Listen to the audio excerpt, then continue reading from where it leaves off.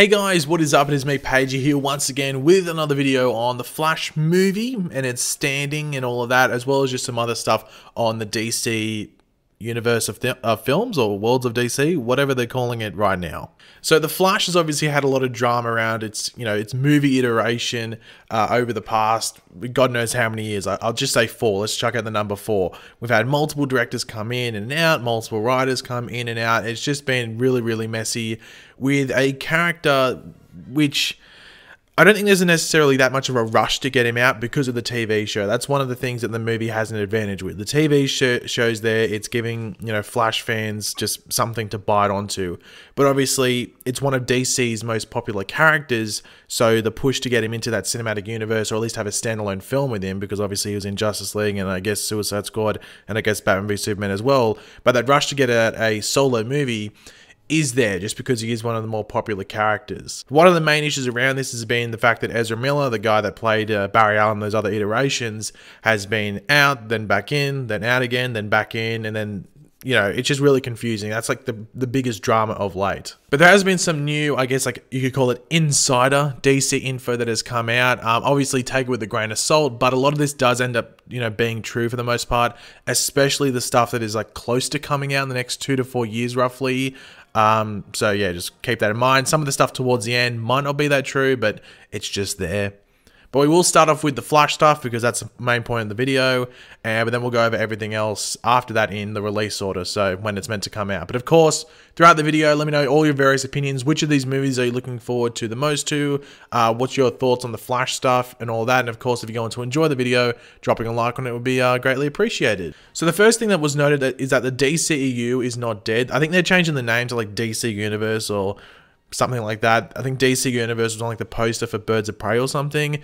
But essentially, the world itself and all the connectivity, if you want to call it, is on the back burner. Warner Brothers wants to focus on the individual properties, but we'll eventually revisit all those like crossovers and stuff further down the line when needed and when appropriate. That's probably the best word to use. But in regards to the Flash, it's in script development, so they're re-going over the script. I think this came out a couple of months ago that they were going over the script again, mainly because Ezra Miller, I think, didn't like it, but also some executives at WB had some issues with it. But John Daly and Jonathan Goldstein, I think it is, are still set to direct the movie and write it. They did Game Night, and I think they did a movie that came out. I think is it Stuber, that movie that's coming out, like the Uber driver with the cop or something. I think that movie is by them as well. But Warner Brothers really does like their initial pitch for the story, which explores a friendship turned rivalry between Barry Allen and Eobard Thawne, obviously Reverse Flash. Now, Lucas Till is one of several actors being eyed to replace Ezra Miller. Other names that have frequently popped up are Ansel Elgort, Taron Egerton, and Dylan O'Brien. If I had to pick out of those 4, which one's probably the more likely to happen, or which one based off like a popularity thing, it'd probably be Taron Egerton because he's like writing on stuff at the moment, but Lucas Till is like the one that a lot of people are talking about. But Daly and Goldstein are writing Thawne with their friend Billy Magnussen in mind. So if you've seen Aladdin recently, Billy Magnussen is like that weird king dude or prince that comes in. He's really quick. He's only there for like a couple of minutes, but that's Billy Magnussen. That's probably like the most popular movie you've seen him in. Captain Cold and Heatwave are also featured in the script, which is not surprising. I think in like the first draft of this movie from like 3 years ago, they were going to be like central figures. Not the main villains, but definitely going to be around for a lot of the movie. So I think it makes sense to keep at least Captain Cold around. But in regards to Ezra Miller, as I said, there's a lot of actors there that are in talks or being eyed to replace Ezra Miller. Recently, he did. Ezra Miller was in like Variety magazine, and they we're talking about how after he finishes the 3rd entry in the Fantastic Beasts franchise, which he is a big player in, which I think films sometime next year, after that he will start filming The Flash. Now, this is weird because everything else, all the signs before this said that he was going. There was issues with his contract and him not renewing it, or them not renewing his contract because he wasn't happy with the script and he went to write his own script with Grant Morrison. And now this says he's back in it, but everything else, like all the other like insider stuff and all the other reports say he's out and they're looking for someone to take over his role. So I don't know what's happening there. This is like the Variety magazine is sort of going against the trend of what's happening in regards to his role in this movie. So I don't know. I'm interested to see what happens there, but do you think Ezra Miller will stay? Do you want him to stay? Or would you prefer to have another actor come in? If so, which of those actors or another actor that you have in mind would you like to see take over in the role of Barry Allen in the DC cinematic stuff, whatever we're calling it. But it's no surprise that they're doing Reverse Flash. I think Billy Magnussen is actually a really good pick for the thing, especially like a young Reverse Flash, a young Air. But I thought they could go for either like the more experienced one and like mentor, like I guess like the TV show did. But I think they don't want to be too similar to the TV show with Reverse Flash. So I think making him around the same age as what Barry Allen would be is probably the right way to go. So I'm really excited to see what goes on there and whether he's from the future, because I think you got to make him from the future. I think that's the best way to go about it. But yeah, I don't know. But Reverse Flash being there is cool, and I think Billy Magnussen is a fairly good cast, or casting, might I say. But let's move on to some other DC stuff. So Joker, that's the movie coming out at the end of this year, or towards the end of this year in October. That's a standalone movie and will not be connected to Matt Reeves' Batman, though Warner Brothers might try to push for a sequel if the movie does well at the box office. It's going to be rated R. I don't know how well it's going to do at the box office, but then again, Deadpool was rated R and that did pretty damn well. So yeah, there's a lot of hype around this movie, so it's going to be interesting to see what happens there. I don't think there's a need to push for a sequel, but I haven't seen the movie, so it might set up a sequel. I don't know. Birds of Prey obviously comes out at the beginning of next year, and that's prepping test screenings for both a PG-13 cut and an R-rated cut before deciding on the rating. It's pretty much a dark action/comedy either way, with the Birds of Prey stepping up to protect Gotham after Batman's disappearance. As previously reported, the villain is Black Mask, played by Ewan McGregor. We've obviously seen some set photos of Ewan McGregor as Black Mask. I would sort of be surprised if they went R-rated with this movie. I think going PG-13 is the best way, just because Harley Quinn, so many, girls and just teenagers love that character, and cutting that off at an R rating where you're cutting some audience members off, probably not the best idea. I don't think it needs to be R-rated either, unless they just want to swear a lot. But I think PG-13 is fine for that movie. Wonder Woman 1984 has had positive test screenings recently, pickups later this year, which, reshoots. As previously reported, the villains are Maxwell Lord and Cheetah, played by Pedro Pascal and Kristen Wiig. This movie isn't coming out for another year. It's basically done though. Like, it was meant to come out, was it end of this year? Like in like a couple of months or something. I think November. It was meant to come out in November. But they've moved it back, which I think is fine. But I'm excited for it. I don't think they can really do too much wrong here if they just kick it out of the park like they did, or knock it out of the park like they did with the first one. The Suicide Squad, or the Suicide Squad sequel, even though they say it's a reboot, but it's hard to tell, is prepping for principal photography. The villains will be the metahuman terrorist cell Onslaught, with Benicio del Toro in advanced negotiations to play their leader, Rustam, however you want to pronounce it. Conversations with both Alfred Molina and Cliff Curtis for Onslaught's employer, President Harambe. Idris Elba is playing Bronze Tiger. Matthew McConaughey has been asked to voice King Shark, which just sounds amazing. And Warner Brothers will most likely test both a PG-13 cut and an R-rated cut before making a final decision. Once again, I don't know, like, with the R-rated and PG-13 cut, like, I think Joker has to be R-rated. I don't think Birds of Prey has to be R-rated. I think it's better off being a PG-13.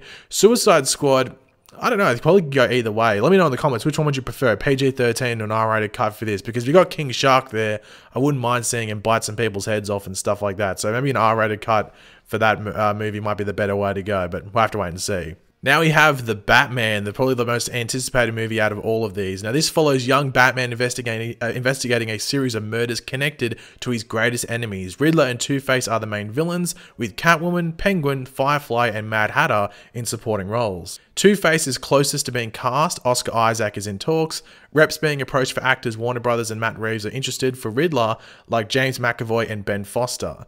Catwoman like Ana de Armas and Claire Foy, and Penguin like Andy Serkis and Michael Stuhlbarg, or I don't know how you pronounce that name. Firefly and Mad Hatter will hold auditions. They're also casting for Alfred, Gordon, Lucius Fox, Harvey Bullock, and Vicky Vale. Richard E. Grant has emerged as a favourite for Alfred. Now, I think we all are looking forward to The Batman, regardless of your thoughts on Robert Pattinson's castings. I think he's going to be a good Bruce Wayne. Interested to see how he goes as Batman, though, but I'm excited for this movie and just all these characters there.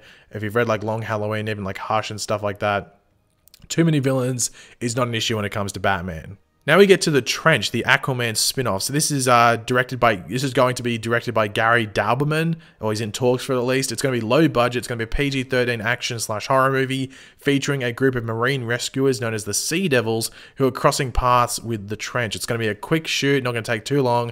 Very small cast, mostly unknown actors, and probably going to be released in 2021. So this is just going to be one of those typical, I guess you could say almost like a Blumhouse project, like really low budget, with maybe some TV level actors, but it'll probably make a lot at the box office because it's horror and it's connected to DC, so this is probably like an instant win for WB. Black Adam is gearing up for casting. It follows Black Adam returning after millennia in exile to reclaim his homeland of Kahndaq and facing off against the Justice Society formed by Hawkman, Stargirl, and Atom Smasher. Vandal Savage is the main villain. While actors haven't yet been approached, Dwayne Johnson is pushing for Isaac Gonzalez to play his love interest, Adriana Tomaz, while Ray Stevenson has frequently been brought up for Vandal Savage. Stargirl and Atom Smasher are searching for actors of all ethnicities to their mid to late 20s, while Hawkman is eyeing physically imposing actors in their early 30s to early 40s, and Adriana's young brother, Amon, is searching for Hispanic/Middle Eastern boys between 8 and 10, probably releasing in 2022. Shazam 2 is in script development. David F. Sandberg and the main cast are set to return. Dr. Savannah and Mr. Mind are expected to be the main villains, continuing on from the post-credit scene, obviously. And this will most likely release in 2022 alongside Black Adam. I'm guessing after they might have an end credit scene. Maybe it might be before. Who knows? Aquaman 2 is also in script development. No surprise, this made $1 billion. James Wan and the main cast are set to return. Smaller and more personal than the first movie. Black Manta and Mera's sister Siren will be the villains. The others will also appear, which is very interesting. And this will release in 2022. So if you have Black Adam, then Shazam, then Aquaman 2, you got a pretty cramped 2022 for DC movies, which is pretty exciting. And they should all be very, very good as well.